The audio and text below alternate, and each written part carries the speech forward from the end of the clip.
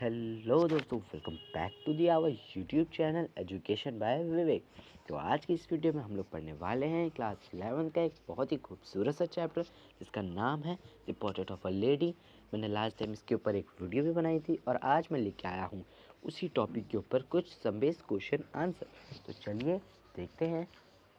तो हमारा पहला क्वेश्चन है, the 3 phases of author relationship with his grandmother before the country to study abroad। मतलब जब ऑथर अब्रॉड चले गए थे पढ़ने के लिए, तो उससे पहले जब वो वहाँ पे थे तो उनका उनकी दादी के साथ क्या कनेक्शन था। तो 3, फर्स्ट है चाइल्डहुड में जो था कि his grandmother helped him while getting ready and went to the village school along with him। मतलब वो अपने जब खुशवंत सिंह जी को रेडी करती थी उनकी दादी और उनको स्कूल में भेजा करती थी। ऐसे जब वो लोग उनकी दादी मंदिर जाती थी और जो मंदिर के पुजारी थे वो उनको वहाँ प्रेयर सिखाते थे, तो वैसा था। और दूसरा यहाँ पे बॉयहुड, यानी कि यहाँ पे आया टर्निंग पॉइंट जब he shared a room with his grandmother when he studied a city school she was not able to help him in his study। जब वो लोग शहर में रहने आ गए थे तो राइटर को उनकी दादी के साथ एक कमरा मिला था जो वो शेयर करते थे, बट जब वो पढ़ते थे ग्रेविटेशन के बारे में एट्सेट्रा, मतलब साइंस के बारे में बेसिकली, उनकी दादी उनको मदद नहीं कर पाती थी पढ़ने में। तो ये था जिसका अर्ली यूथ, यानी कि the link of friendship was snapped when he was provided a separate room of the university. जब वो यूनिवर्सिटी में भी पढ़ने लग गए तो फिर उनका एक खुद का अलग सा कमरा आ गया। तो यहाँ पे भी एक टर्निंग पॉइंट आया था। चलिए नेक्स्ट देखते हैं। नेक्स्ट है 3 reasons why author grandmother was disturbed when he started going to the city school। ऐसे कुछ 3 रीज़न बताने हैं जब ग्रैंड मदर डिस्टर्ब हो गई थी, मतलब वो हो गया था कि उनके बीच में रिश्ते में थोड़ी दरारें आने लग गई थी। The 3 reason why the grand mother of the end of the author was disturbed when he went to the city school। पहला रीज़न है she did not know western learning of science and science. मतलब जब वहाँ पे gravitation, यानी कि basically science के बारे में पूरा बताते हैं, ग्रेविटेशनल क्या है ये वो, तो उसकी दादी नहीं पता था कि ये रीज़न हो गया। दूसरा रीज़न हो गया she was hurt when she एक सेकेंड में यार when she came to know that there was no scriptures and techniques of God there। मतलब वहाँ पे कोई भगवान की बातें ही नहीं करता था कोई, कि पुजारी हैं जैसे गांव में थे कि पुजारियाँ अपने भगवान की प्रेयर कराते वो कराते, यहाँ कुछ ऐसा नहीं था यहाँ पे। और तीसरी चीज़ थी she did not like music, उन्हें म्यूजिक बिल्कुल पसंद नहीं था। And through that it was not for gentle flock and dedicate people, if was the monopoly and beggars and prostitutes। मतलब उन्हें ना गाना बजाना बिल्कुल पसंद नहीं लगता था। गाना बजाना सिर्फ वही लोग करते हैं जो लोग गरीब होते हैं, जो लोग रोडों पे घूमा करते हैं, खाली वही लोग गाना बजाना करते हैं। तो लेकिन इसका बेटा पढ़ता था भाई। नेक्स्ट क्वेश्चन तक पढ़ते हैं। नेक्स्ट क्वेश्चन है 3 ways in which the author grandmother spent her day he grew up। तो इसका आंसर हो जाएगा the way how the grandmother of author spent her days after grew up are she accepted the loneliness। भाई उन्होंने अपनी अकेलेपन को accept कर लिया। and live unaccompanied in the room, मतलब अकेले कमरे में रहने लग गई। और she would recite prayers while sitting and spring way, मतलब अपने अकेले में बैठ के भाई प्रेयर ही गाती रहती थी। for half an hour she fed the sparrow in the afternoon। मतलब वो कुछ समय आधे घंटे के में अपने जो चिड़ियाओं को कुछ रोटी दाना खिलाती रहती थी। बढ़ते नेक्स्ट क्वेश्चन की तरफ। नेक्स्ट क्वेश्चन है हमारा the odd way in which the author's grandmothers behaved just before she died।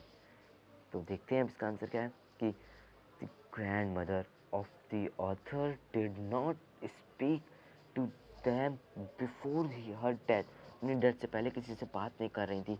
The previous night she didn't not pray while singing homecoming song and breathe and by beating the drum and she was not ready to waste time।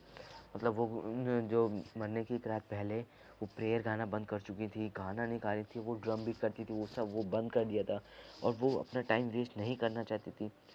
तो अब देखते हैं कि she laid peacefully in her bed praying and telling beads and ignored the posture of her family members। मतलब अपने family members को इतना वो नहीं करती थी कि नहीं यार अब मैं जाने वाली हूँ, मेरा आखिरी अंत आ गया है।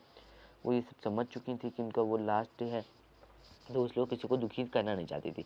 बट देन की तरफ the way in which the sparrow accepted express there so when the author's grandmother died. उन्होंने कैसे एक्सप्रेस किया कि हाँ हमारी दादी है, उनकी मतलब उनकी भी दादी कह सकता हूँ मैं, दादी नहीं है। तो चलिए यहाँ से जानते हैं। The dead body of Arthur's grandmother was surrounded by thousands of sparrows which did not chirp। मतलब जो उनकी डेड बॉडी थी उसके बगल में 1000 से भी ज़्यादा चिड़ियाएँ बैठी हुई थी और उनकी दांत कोई भी कुछ खा नहीं थी चिड़िया। They did not even notice the crumbs which were thrown in by the author's mother to feed them। उन्होंने चिड़ियाओं ने देखा तक नहीं कि उन्होंने कौन सी ब्रेड का टुकड़ा उसकी दादी जी की मतलब वो ऑथर की मदर ने वहाँ पे फेंका हुआ है उनके खाने के लिए, उन्होंने बिल्कुल भी नहीं खाया। तो they quietly flew away once the corpse of the grandmother was carried away।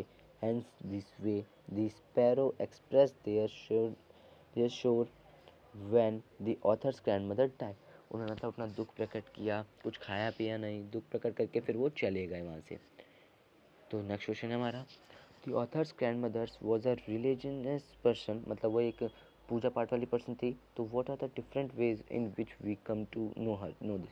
हम उन्हें कैसे करके जान सकते हैं।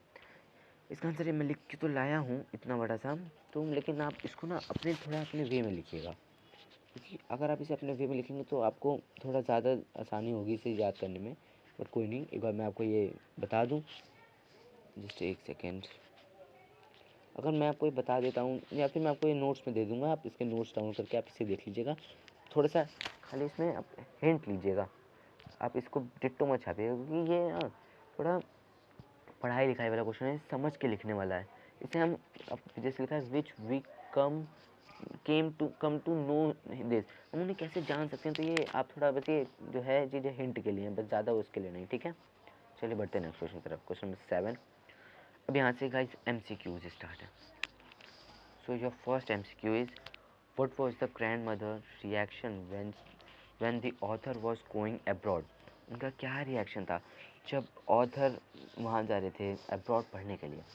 आप कमेंट जल्दी करके बताइएगा। यहाँ से 7 से है, तो जो जिसके सारे क्वेश्चन सही होंगे मैं उसको पक्का वो करूँगा, क्या कहते हैं, नेक्स्ट क्लास में उसका नेम दूँगा। ओके, तो पहला हैप्पी, दूसरा सैड, तीसरा not even sentimental, fourth sentimental.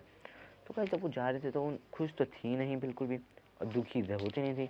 और ये बात सेंटिमेंटल की, तो वो सेंटिमेंटल तो हुई ही नहीं थी कभी, यानी कि नॉट इवन सेंटिमेंटल। तो दी ऑप्शन सी एक जस्ट वेट गाइस, तो option C is correct. Blue mark का option C is correct. Okay, and the question number 8 is a did the brother author brother to learn the morning prayers that his grandmother recited? So your option is there, and tell me your answer. Yes, no, and he listened but did not bother to learn। ये हो सकता है, may be देखते हैं। He could not learn, ये नहीं, no तो बिल्कुल नहीं होगा, ये ऑप्शन हो नहीं सकता। बी और सी में से अब आप लोग कमेंट करिएगा क्या क्या होगा। इसका आंसर मैं आपको बाद में बताऊँ, फिर अभी चलिए अभी बता ही देता हूँ। इसका आंसर होगा बी, बट ये हिंट के लिए था, आपको इसका आंसर भी कमेंट में ही देना पड़ेगा, ठीक है। चलिए पढ़ते हैं अगले क्वेश्चन की तरफ। Question number 9। Question number 9 is, how do you feel about the character of the grand mother in this chapter. आप कैसा सोचते हैं, वो स्ट्रॉन्ग थी, वो इमोशनल थी, वो स्ट्रॉन्ग थी, वो सेल्फलेस थी, या लविंग थी। मतलब देखो लविंग तो भाई थी, बट आपके हिसाब से क्या आंसर होना चाहिए। मेरे ख्याल से तो भाई वो स्ट्रॉन्ग थी शायद से, हाँ मेरे ख्याल से तो स्ट्रॉन्ग थी भाई वो, ठीक है। अब आप लोग देखिएगा। अब 10th क्वेश्चन की तरफ बढ़ते हैं। So the 10th question is, what did the grandmother do in her final hours. उन्होंने ऐसा क्या किया अपने आखिरी समय में। Talk to everyone in the room in the house, अपने हाउस में बैठ के सबसे बातचीत की, या वरीड अबाउट एवरीवन, सबके बारे में चिंता कर रही थी, या slightly praying and telling her beds, मतलब वो धीरे करके प्रेयर गा रही थी, या फिर वेंट टू टेम्पल, वो टेम्पल गई थी। तो ये 10th क्वेश्चन मैं आप लोग के लिए छोड़ दूँ? नहीं, आपको आंसर बाद में क्या पता ना मैंने, कोई नहीं, मैं यहाँ छोटा सा आंसर हिंट दे देता हूँ, बट ये आप प्लीज़ खुद ही करना होगा please. This is answer done. So this practice session is very beautiful, so please comment how would you like to this session। अगर आपको ये सेशन अच्छा लगा है तो प्लीज़ कमेंट कीजिएगा और अपने सभी दोस्तों के साथ ज़रूर शेयर कीजिएगा, कि आपके दोस्तों को तो पता चले कि हमारा कैसा सेशन चल रहा है एजुकेशन बाय भैया, एजुकेशन बाय विवेक पे। ठीक है, तो चलिए दोस्तों, मिलते हैं इसी के साथ अगली वीडियो में। Thank you for watching.